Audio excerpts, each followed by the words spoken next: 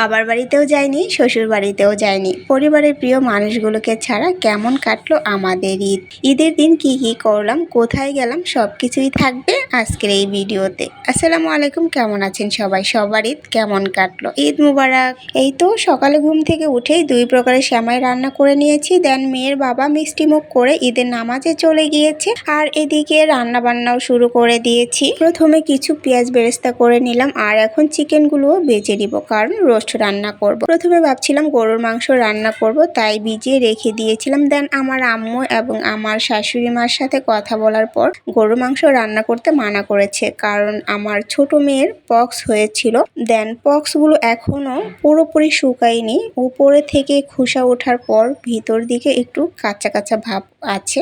সেজন্য আমি গরুর মাংসটা রান্না করিনি, কারণ খাওয়ার পর যদি চুলকায় তাহলে সমস্যা হতে পারে। আর এই তো এদিকে রোস্ট রান্না হয়ে গিয়েছে, আর পোলাওটাও রান্না করে নিয়েছি। রান্না শেষ করে দুপুরে আমরা খাওয়া দাওয়া করে ঘুরতে বের হয়ে গেলাম। যেখানে যাব সেই জায়গার উদ্দেশ্যে রওনা দিয়েছি, কারণ ঈদের দিন ঘরে বসে থাকলে তো আর ঈদ ঈদ মনে হয় না। তাছাড়া বাচ্চাদের বিনোদনেরও প্রয়োজন আছে। রাস্তা ফাঁকা থাকলেও পার্কের সামনে ছিল উপচে পড়া ভিড়। এখানে আসার পর মনে হয়েছে ঢাকা সিটি সব মানুষ মনে হয় এখানেই চলে এসেছে। দেন এই তো আমরা চলে এসেছি, আর আমরা আসছি রমনা পার্কে। পুরো পার্কটাই ঘুরে দেখাবো কি পরিমাণ মানুষের চাপ ছিল। দেন ওর বাবা তো বারবার পিছনে ফিরে তাকাচ্ছে আর টেনশনে আছে। আমি পিছনে আছি তো, পুরুষ মানুষ বলে কথা, মাথা ভর্তি টেনশন নিয়ে হাঁটাহাঁটি করে সে।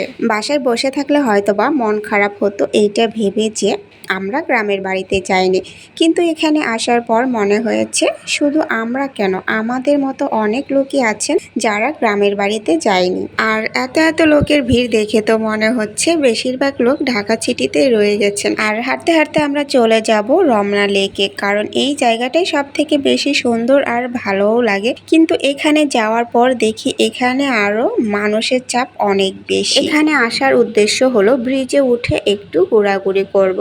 দেন মানুষের চাপ থাকায় তা আর হলো না। তবুও অল্প সময় এখানে ছিলাম, তাতে মেয়েরা অনেক খুশি। আর বাচ্চাদের আনন্দ মানেই মা বাবার আনন্দ। পার্কের ভিতরে খাবারের জিনিসগুলোর অনেক বেশি দাম থাকে, তাই বাসা থেকে কিছু খাবার নিয়ে গিয়েছিলাম। দেন ঘোরাঘুরি শেষ করে মেয়েদেরকে খাবার খাওয়ানো হয়েছে। খাবার খাওয়ানো শেষ করে তাদের ইচ্ছা তারা বল খেলবে, তাই ওর বাবা মেয়েদের জন্য একটা বল কিনছে। আর বলের দাম এখানে কিন্তু ডাবল আজকে, কারণ যেহেতু ঈদের দিন। আর এটাই হচ্ছে টাকা হাতিয়ে নেওয়ার সব থেকে বড় একটা সুযোগ। বল কেনার পর প্রায় 1 ঘন্টার মতো তারা বাপ বেটি খেলা করেছে, তবুও তাদের খেলা শেষ হয় না। খেলতে খেলতে প্রায় সন্ধ্যাও নেমে আসছে, কিন্তু ছোট মেয়ের অনেক বেশি এনার্জি, সে আসবে না, আরো খেলা করবে। আর এদিকে তো ছোট্ট কিউট একটা সোনা, সেও খেলা করছিল, আর তাই আমি তাকেও ক্যামেরা বন্দি করে রেখে দিলাম।